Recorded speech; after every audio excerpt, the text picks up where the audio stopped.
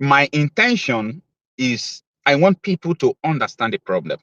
Because if you do not understand the problem, there is no how you can proffer solution.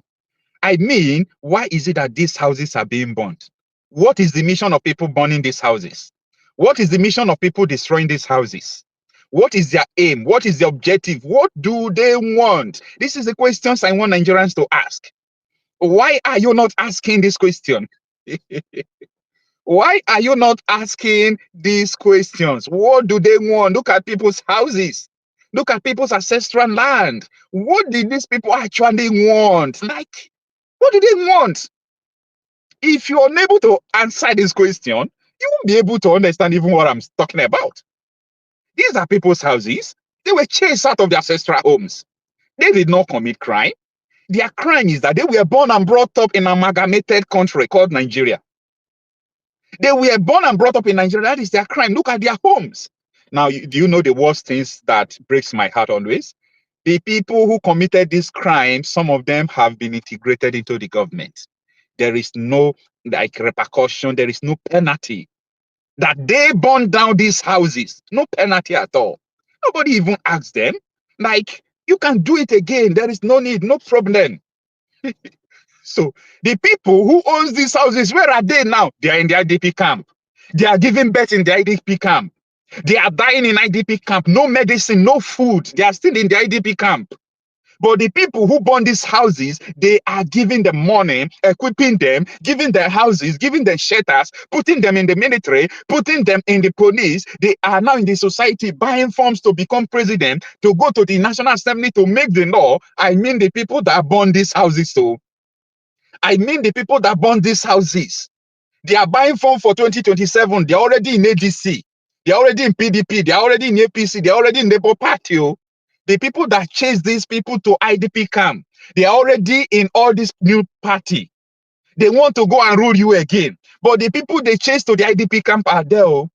They say that they have radicalized them, that they are good people. They put them into the society. But the people they chase out are still in the IDP camp. Like, how, what? No, I don't understand how black men think.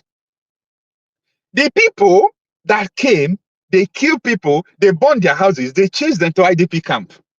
They went to the government, they said, we are repenting. Government clothed them, give them shelter, put them into the society. They went to buy police form. They want to buy military form. They want to buy House of Rep form. They are in the Senate.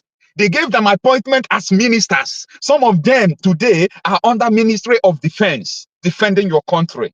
But they burn down houses of people. They chase them to IDP camp. Now, the people they chase to the IDP camp are still there.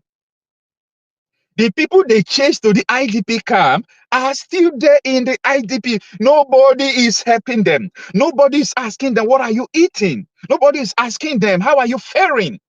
ISWAP vowed last week that they are going to kill the whole Christians in Nigeria. Oh, people say they are joking. They are very stupid. But I can tell you that they have killed up to 300 since they made that statement. What have you done? What are you doing? So I don't play with these threats. I don't play with these threats. Many people who are killing people, bombing churches, bombing mosques, they will still go and buy form. And like I said, some of them are already in ADC. Some of them are still in APC. Some of them are in PDP. Wake up, wake up. You don't know what is going on. Wake up. I don't get it. How do we reason? How do we think? Have you seen senators, House of Rep members, governors going to visit 4.2 million people in IDP camps in the whole country? 4.2 million plus are in the IDP camp. Are you seeing politicians going there? It takes Raymond, an American congressman, to come to tell the world that in Benue State alone, that we have 600,000 plus. In one state, we have 36 states plus the Federal Capital Territory. That is 37 states in Nigeria. In one state, about 600,000 plus Christians in one IDP camp. There are some camps where we have Muslims. There are some camps where we have people who are not Christian, who are not Muslims. I just gave you the foundation and why all this thing is going on. Then, like, sometimes, I won't lie to you, sometimes I am totally confused. Thinking about what will happen to my generation, what will happen to my children, like where would they call their home tomorrow? Nobody will say that this thing is not going to get to you. Might say, God forbid this one. But people who are dying, God did not just come and from heaven save them. They are still in the IDP camp. That is to say that you've got to help yourself because God has given you brain. If you fail to think, it's not God's problem. You have your brain. Nature has made you well to see, to hear. You have hand, you have everything. If you need any other thing, you need you. You need you to fight. You need you to rise up. You know, this thing is called self-defense, like let us defend ourselves. Self-defense only comes when people of like-minded have the same ideology. If you are thinking differently, I am thinking differently, everybody is just thinking differently. Tell me, how can self-defense comes? If you want to do something, someone will tell you, no, don't worry. Like what they are telling you now. 2027, they join hands and remove Tinubu. Yes, Tinubu is bad, but I'm sorry to tell you this. Tinubu is not a problem. Yes, he's not the solution, but he's not the problem. The problem is the system. The system has a problem.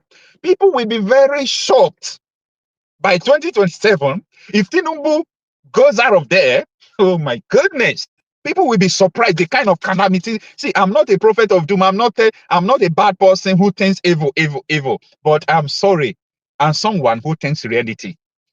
I'm not a kind of person who sees the reality and started hoping for something that will never be. I deal with the reality. So let's talk about the reality that is affecting people. The reality that sends people to the IDP camp. Let's talk about the reality that is worrying us. Let's stop talking about false hopes that we are not seeing. Oh, you want to talk about faith, right? Faith is not a bad thing. Faith is something that is good. It is good to have faith. But faith without work is totally dead. Show me your work. What are you doing? They are killing Christians. They are killing Muslims. They are killing other worshippers that don't have the idea. So even their fellow Muslims, are they claim, because all these extremists claims they are Muslim, their fellow Muslims, if they tell them, don't do this, they'll kill them. They are stopping the expansion of Islam. They claim it. They claim it. Now, I want to revisit some videos so that so many people will understand what I'm saying. Okay, let's take a look at this video. And one of the records in particular that stands out the most is like Collateral Damage off the project. Why do you think that song has resonated so much? It's the reality. Yeah. You know? Yeah. The reality hits you so hard in the chest that you have to lose your breath.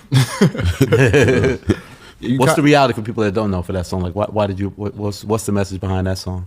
The message is, the song is called Collateral Damage, and why it's called Collateral Damage is because we, as not just Nigerians, as Africans, that's the citizens, not the powers that be, we are all collateral damage. Even the powers that be are collateral damage, but now they become the powers that be, and now they are. Right. Do you understand? Because at the end of the day, whatever, let's even start from the name of your country or your whatever. It's not a name that was given by your ancestors. Right. Do you understand? Somebody came from somewhere and told you that you are this, and then now that's who you are. Right. Do you understand? So now you're collateral damage because their reason for naming you that and their reason for even coming in the first place had nothing to do with your best interest. Right. Do you understand? So now we're in a situation where it's like we were almost unwanted in our own place. So now it's a lot of fixing to do, because it's like, it's like if you're frying an egg, then the shell is going to be collateral damage. Right, it's part of it. Do you understand? Because it's the one that's going to be broken and thrown away. And that's kind of what the ordinary African man is in this day and age. It seems like you stick up for the African man too, because I saw a couple weeks ago, there was a situation in South Africa, and All right. This is just a very simple something to understand. You know, it's a very, I think this video is about 2 years ago. You know, Burna Boy was granting an interview. You know, they were asking him about his new song. So he was trying to tell people that, look at the people who amalgamated Nigeria and gave Nigeria this name is not for our interest. We are just collateral damage. And he was giving an example. If you want to fry egg, then you will crack the egg, take away the, the yolk and the content inside. That the shell that you are just going to throw away is the collateral damage. So, like, when you come and think about where you are now as a nation, as a country, because it's not a nation, okay? As a country, think about it. The citizens, what are you benefiting from the government? Now, Tinubu is taxing you, and a lot of intellectuals, let me put it in that way. I will not say pseudo intellectuals in this case. A lot of intellectuals, professors who are in Nigeria, nobody is telling you people that taxation is a social contract. Let me explain. Tax is a social contract. The government provides security for you, for you to do business and everything. If anything happens to you security-wise, government will be responsible. They provide for you good roads. They provide for you electricity, social security, and everything. In return, you are doing business, you've got to pay your tax. It's a social contract. But listen, Nigerians are being taxed. No security, no light, no road, nothing whatsoever, but they are being taxed. But they can't complain, you understand? They can't complain because the people who are supposed to complain have been bribed. Nigeria have so much money that they can bribe anybody. The money there is too much. Like, they can bribe anybody. They can bribe everybody. Like, I don't just understand. They can bribe everybody. So that is what Burna Boy was trying to say, that this is just a collateral damage. It's a collateral damage. Now, there are some videos I still want to explain to you. Okay, you have seen the video of T.Y. Danjuma before, when he said that the armed forces are colluding with these people to commit ethnic cleansing and so on and so forth. A lot of people have seen the video, they do not understand it. But one thing is sure, okay? One thing is sure. But I want you to take a look at this video. We are revisiting some things because of what I'm explaining to you. Okay, stay with me. Can I need to take you up on that. Let me give you a perspective. Yes. The state government or the governors can actually give lands for ranches, but is the federal government also concerned about the kind of consultations that may have gone on between the state government and the people living in those communities who have ancestral attachment to those plots of lands? Ancestral attachment? You can only have attachment when you are alive. If you are talking of ancestral attachment, if you are dead, what does the attachment matter? What does it matter again? Ancestral attachment, you can only have attachment when you are alive. If you are talking of ancestral attachment, if you are dead, what does the attachment matter? What does it matter again? The National Economic Council that recommended ranching went around those states. It didn't just legislate it, there were consultations. So, if a state does not have land genuinely, it's understood. Not every state will have ranches. You don't have to have ranches in 36 states. So, if there's no land genuinely, fine. But where you have land and you can do something, please do for peace. What will the land be used for if those who own it are dead at the end of the day? What will the land be used for if those who own it are dead at the end of the day? What will the land be used for if those who own it are dead at the end of the day? Now, so, talk again, going back to ranching and cattle colonies, we know that still going back to international conversations, the United Kingdom and even the World Bank have come out to say that Nigerian government has not yet asked for support from the Commonwealth nations, and that if they did, there are a litany of investments and ideas and people who could actually help in this area of solving the issue of ranching or cattle colonies. And they would do it, willingly to see that the violence abates. But then how do we... All right. Let me explain what, Mr. Femi was saying. Mr. Femi is not a bad person, but he was serving under authority that was commanding him on what to do. One of the appointments, even though I am in a good country, even though tomorrow things change, I can never, it will be very difficult for me to become an SA media spokesperson. You know why? You will sack me. Before I will work with you for 2 weeks, you will sack me. Because I am not going to come out to tell people that this, that, like, try to lie to the people. Knowing the truth, I'll just come out to tell people what is not truth, and so on and so forth. I will not do that. So Femi Adesina was telling the people, you've got to, you know, choose between your life and your land. I mean, no, this is nonsense. And nobody reacted. There was no revolution. Nobody was, you know, protesting that president sent his aide to tell the people, you've got to release your land or you die. You've got to release your land or you die. And he said, is it not people who are alive that talks about land?